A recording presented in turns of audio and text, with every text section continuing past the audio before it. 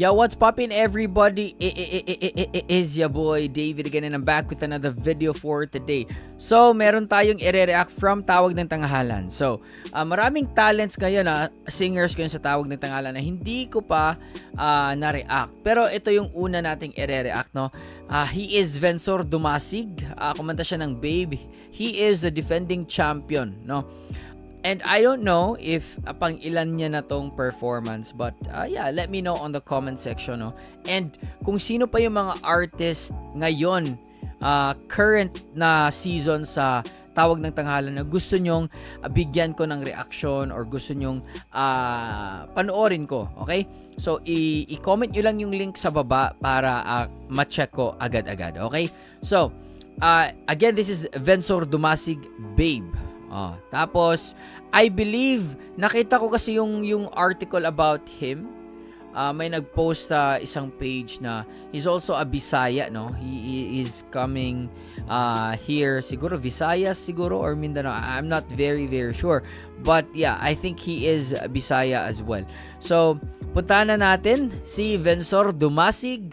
Kumanta siya ng Babe noong September 6, 2023. Okay, 2 days ago. Let's go. Babe, I'm living, I must be on my way.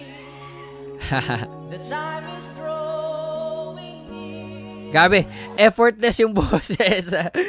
Iconic tong mga ganitong boses eh. The train is going. Napatawa na. See it in your eyes. The love. Uy. O nga Julian nga Ganda ni Julian Para siyang ano dito. Isa sa mga Encantadia. The love beneath your teeth. Ito si Vencor, parang kapitbahay namin. 'Cause I'll be lonely without you. Effortless. I'll need your love. May pa-smile lang si Vencor, Grabe. So please believe me, my heart is in your hands. Woo! I'll be missing you. What? You know it's you, babe. Whenever I get weary and I've had enough. Effortless. You know it's you, babe. Giving me the courage and the strength I need. Please believe that it's true. Amazing. Babe, I love you. Kahit lalaki kinikilig, man. Kanina si Jed Madela napangiti na lang siya eh. 'Cause I'll be lonely without you. And I'll need your love to see me through. But this Gusto ko yung ano niya, facial expression niya na yung facial expression na he's just there to enjoy singing, na pangiti-ngiti lang siya, hindi siya nape-pressure, and he's not trying so hard to win the audience kasi alam niya, he's very confident na his voice alone can attract people, no? Very appealing, and ang lakas ng stage presence niya, no? May charisma siya. believe me, my heart is in your hands. Woo! And I'll be missing you. Kahit si Julian kinilig eh. You know it's you, babe. Whenever I get weary and I've had enough, feels like giving up. You know it's you, babe. Giving me the courage and the strength I need. Please believe that it's true. Woo! Babe, I love you. Woo! Galing. Galing ni Vencor. Vencor. Pero talaga, si Vencor kamukha ng kapitbahay namin. Pipicture lang yung kapitbahay namin Next time pag nag-react tayo kay Vencor, papakita ko sa inyo. Anyway, boses pa lang, no?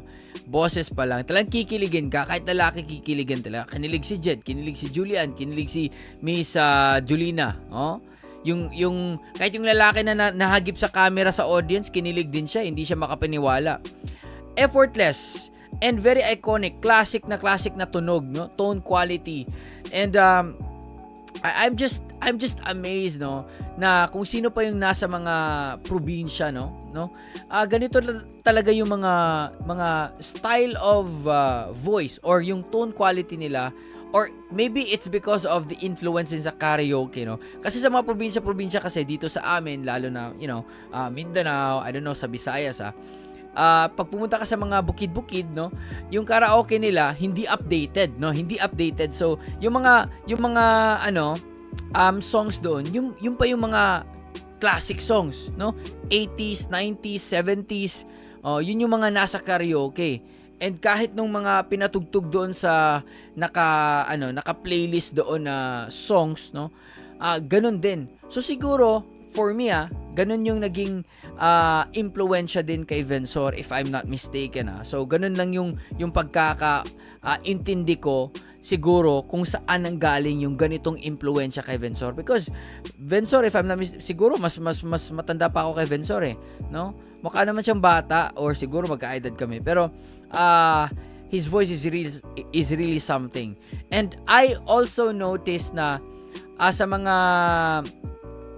recent na mga singers sa Tawag ng Tanghalan, no, parang hinahanap nila yung ganitong tone quality, no?